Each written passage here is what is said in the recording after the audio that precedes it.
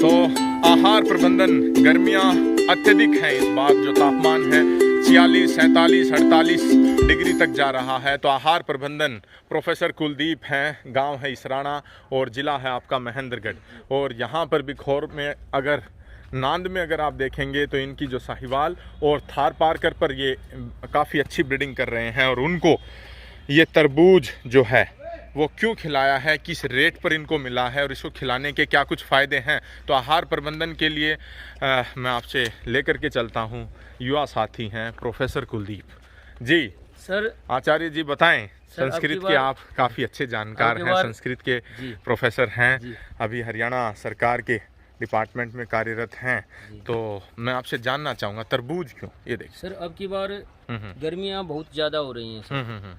अब की बार टेम्परेचर काफ़ी ज़्यादा हो रहा है सर, बारिश हुई नहीं है बिल्कुल भी, पिछले 2.5-3 महीने से ऊपर हो गए सर। अच्छा, बारिश हुई नहीं है। ठीक है। तो अब की बार तरबूज सर अपने यहाँ इलाके में क्या पूरे हरियाणा में ही, पूरे यमुना बेल्ट में बहुत तरबूज की पैदावार सर बढ़ी है। अच्छा, और बारिश आ जाती तो ये कहीं न कहीं गल जाता या बेल जो है उतना फुटाव नहीं करती। तरबूज काफी मात्रा में तरबूज अब मिल रहा है। मैं पशुपालक भाइयों से निवेदन करता हूँ कि वो गर्मियाँ बहुत हैं, जो आप लिक्विड रूप में अनेक तरह के जो दवाइयाँ लाते हैं ना, वो सब उनकी तरफ बिल्कुल मत जाइए। ये बिल्कुल देसी पेय है और इसको खिलाइए। ये बिल्कुल 2-3 रुपए किलो आजकल मिल रहा है। अच्छा जी, तो 2-3 रुपए किलो तरबूज जो है, वाटरमेलन अंग्रेजी में इसे कहते हैं, और ये बहुतायत में इनके पास जो किसान हैं वो खेत से ही दे रहे हैं। तो इस बार 2-3 रुपए किलो जो आपको मिल रहा है। जी तो... जी बिल्कुल 2-3 रुपए किलो खेत से मिल जाता है जी अब की बार। ठीक है, क्योंकि ये अब की बार ज़्यादा बुआ है और पैदावार काफ़ी अच्छी रही है। इस कारण तरबूज ठीक रेट में मिल रहा है सर। किसानों ने बताया कि मंडी में लेकर के जाएंगे, पिकअप का भाड़ा देंगे, वहाँ पर 4-5 रुपए किलो उनको मिल पा रहा है, तो खेत से ही उठवा रहे हैं। और फिर आप अपना जो समाज है, भारतीय जो समाज है, किसान तो हमेशा ही चाहता है कि कुछ अपनी जो फसल है वो गायों के लिए अगर चली जाए, तो किसानों की ये सोच है कि अगर गाय खा लें तो कहीं चाहे हमें 1 रुपए 2 रुपए सस्ता मिल जाए। अच्छा, तो वो गायों को दे देते हैं, कर्म सुधर जाते हैं। ठीक है, तो ये देखें इनकी उस तरफ थार पार कर गायें हैं और ये भारी मात्रा में जो तरबूज हैं वो इनको खिलाया यहाँ पर जा रहा है। तो साहिवाल जो हैं तो इससे इनकी पानी की पूर्ति हो जाती है। जी बिल्कुल, और काफ़ी तरह के जो पोषक तत्व मिनरल्स हैं वो मिल जाते हैं। मान लिया जाए एक भी गाय अगर हीट स्ट्रोक में आ जाती है, एक भी गाय हीट स्ट्रोक में आ जाती है, गर्मी मान जाती है, दिमाग में गर्मी, तो 5-10 हज़ार रुपए तो उसके इलाज में लग जाते हैं। वो बेचारी परेशान और खुद परेशान हो जाए, गोपालक परेशान होगा, गऊ परेशान होगी। ठीक है, तो अभी कहीं गाजर के समय में गाजर और इस समय में तरबूज हैं इत्यादि, ये चीजें अगर ठीक उपलब्ध रेट में मिल जाएं। और अब तो सूखे चारा भी कमाल कर रहा है। 12 रुपए 14 रुपए, जोधपुर में 1700 रुपए क्विंटल तक गेहूं का सूखा चारा पहुंच रहा है। गौ पालन और कठिन होता जा रहा है। तो आप थोड़ा सा चेंज करें। ठीक है, इस तरह की चीजों को यूज करें, ये अच्छी भी रहेंगी और थोड़ा सा बचाव भी होगा। तो देखें तरबूज भारी मात्रा में यहाँ पर हैं, खिलाएं अगर आप तो पानी की भी पूर्ति करते हैं, पोषक तत्वों की भी। और ये देखें जितनी भी गऊ हैं सबके मुंह लाल हो रखे हैं, सबके मुंह लाल हो रखे हैं। थार पारकर नस्ल जो कि सफ़ेद रंग की है, आप उसका पूरा चेहरा देखें, आपको तरबूज से सना हुआ लाल रंग का ये देखें। और ये खा करके, और ये देखें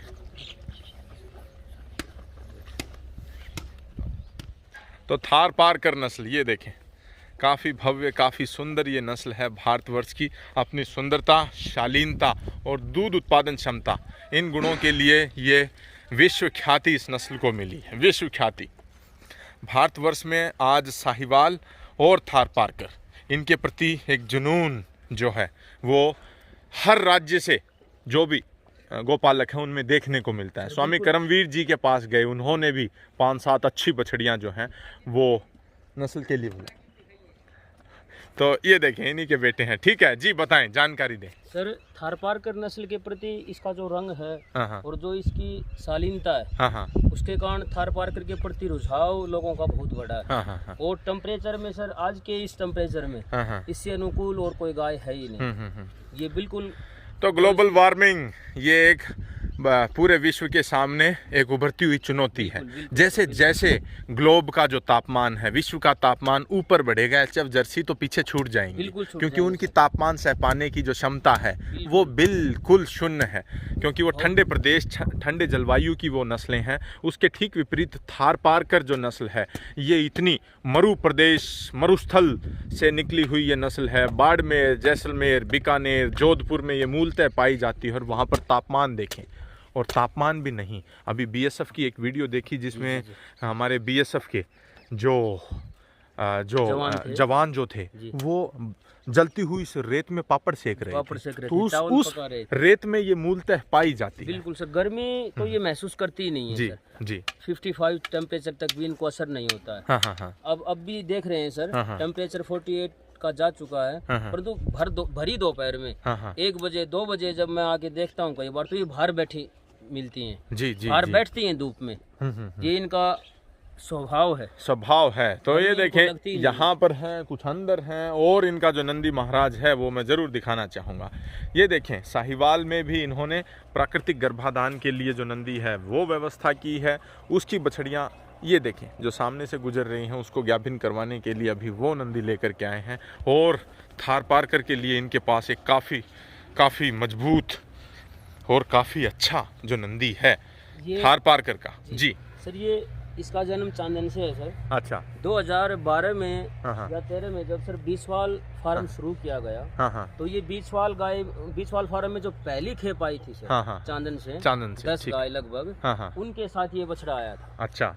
और इसका जब मैंने कान में जब देखा सर, इसके कान में 6 नंबर टैग गुदा हुआ है। अच्छा। उस समय चांदन में कान में गोंद के नंबर लगाते थे। ठीक है। तो इसका रिकॉर्ड भी मैंने सर देखा है। और जो जिसने भी ये बुल देखा है, जो वहाँ चांदन फार्म के आसपास रहने वाले लोग हैं, एक प्रवीण बिश्नोई जी हैं। जी जी जी, जो थारपारकर के बहुत अच्छे जानकार हैं, वास्तव में मेहनत कर रहे हैं। जी, बिल्कुल। वो पीएचडी भी सर थारपारकर नस्ल पे ही कर रहे हैं और वास्तव में वो दिल जान लगा प्रशंसा के योग्य है। बिल्कुल सर। और वो इस पे अच्छा काम कर रहे हैं। जब उन्होंने ये बुल देखा, कहीं फोटो देखी इसकी, तो वो कहने लगे, मेरे को फोन आया कई दिन में उनका कि मैंने बड़ा मुश्किल से आपका नंबर लेके मैं आपसे बात करना चाह रहा। तो मैंने उनसे जब इसके बारे में चर्चा की, और एक तेजपाल भाटी जी हैं, वही चांदन फार्म के पास ही रहते हैं, गांव ही है उनका चांदन। गांव ही चांदन है उनका। तो उनसे भी जब मैंने इसके बारे में चर्चा की और उनको बताया कि ये जो फार्म में पहली खेप गई थी 10 गायों की, उसके साथ ये बछड़ा था, तो उन्होंने कहा कि इसका तो रिकॉर्ड देखने की जरूरत ही नहीं है, क्योंकि वहाँ जो गाय गई थी वो सबसे अच्छी फार्म की जो गाय थी वो बिछवाल भेजी गई। बिछवाल,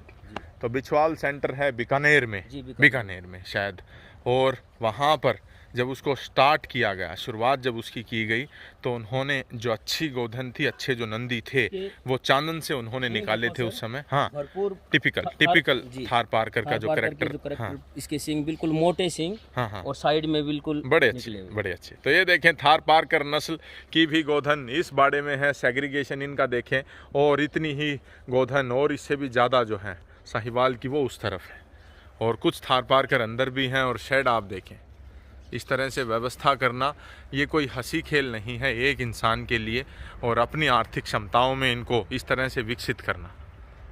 ये देखें, साहिवाल का एक जो खेप है वो पूरा आपको यहाँ पर भी देखने को मिल रहा है। ये देखें, ये इसी बुल का बेटा है। ये देखें, शंकर का बेटा है।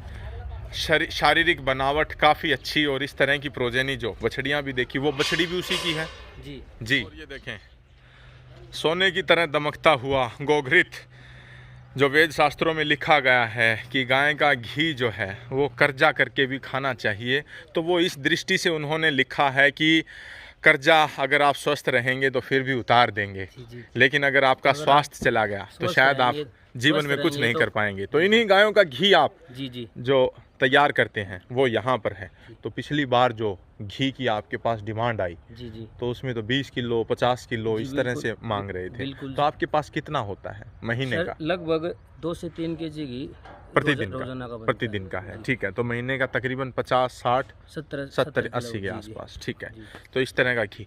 ये देखें, जो घी है वो इन्होंने यहाँ पर, और घी के ऊपर एक पपड़ी आती है। आप इसका पूरा विज्ञान समझें, जिस प्रकार से दूध की जो सारी ताकत उसकी मलाई में होती है और वो ऊपर उसके ऊपर तैरती है, उसी प्रकार से जब घी शुद्ध घी जब होगा तो इस तरह की पपड़ी जो होती है, तो जितनी ताकत आपको गाय के घी में देखने को मिलेगी उससे कहीं ज़्यादा ताकत ये जो पपड़ी बनती है। और इसमें जो नासिका जो बनाई जाती है इसी पपड़ी को उतार करके और फिर जो नाक में एक एक दो बिंदु जो डालते हैं तो वो उसमें इसका प्रयोग करते हैं। तो आपने बताया कि पिछली बार भी आपने बताया था जो इसका रेट था, लेकिन मैं एक बार फिर आपके मुंह से जानना चाहूँगा। सर 2500 रुपये के जी, 2500 रुपये के जी। 2500 रुपये के जी आप उपलब्ध कराते हैं। तो तरबूज ये खिलाते हैं आप, इस तरफ देखें, और उससे उत्पन्न होने वाला जो घी है वो इस प्रकार से।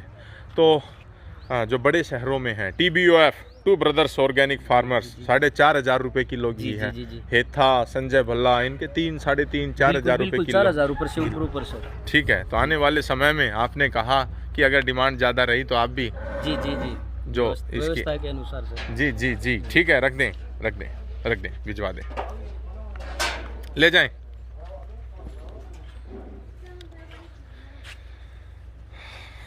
अब जब सर पीछे ले जाओ सर्दियों में घास का जो, तो कुलदीप साहब के जो फादर साहब हैं वो पीछे हैं, हाथ हिला करके एक बार अभिनंदन जरूर करें। ये देखें, ठीक है, धन्यवाद। जी बताएं।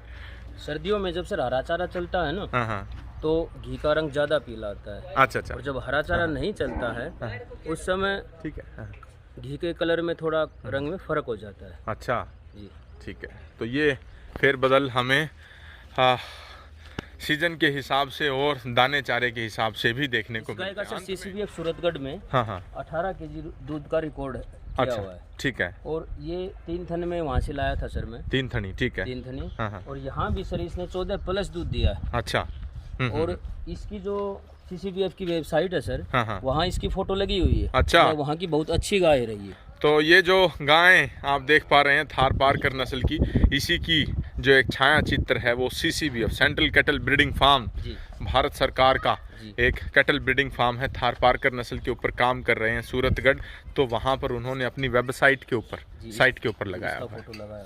तो ये देखें, तो इन्होंने एक एक करके उन गोधन को वहाँ से एकत्रित किया है और फिर इनके ऊपर जो ब्रीडिंग का है वो कार्य। 25 थार पारकर अब मेरे पास हैं। अच्छा, 25 थार पारकर गाय अब मेरे पास हैं, जिनमें लगभग 8-9 तो सर अभी बछड़ियाँ आ चुकी हैं। ठीक है, और धीरे धीरे ये काम कर रहे हैं सर। और थार पारकर नस्ल के कुछ बछड़े भी अपने पास। 72-37 का भी बेटा है। 72-37 का भी बेटा है। इसका भी बेटा है सर। अच्छा, इस गाय का भी फार्म से जब ये गाभिन थी तो इसके नीचे।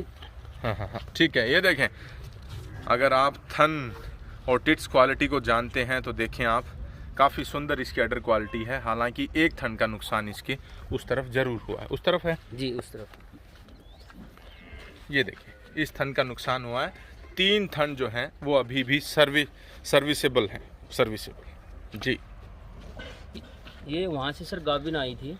और इसके पेट में जो बछड़ा था, या तो वो 72-37 का, या वहाँ एक और अच्छा बुल है जो सर्विस में उस समय था, तो वो इसके पेट में आया था। वो अभी अपने पास ही है। तो ये देखें, इनका जो गोधन है, इनका जो नस्ल संवर्धन के ऊपर इनके जो प्रयास हैं ये प्रशंसनीय हैं, इसमें कोई दो राय नहीं है।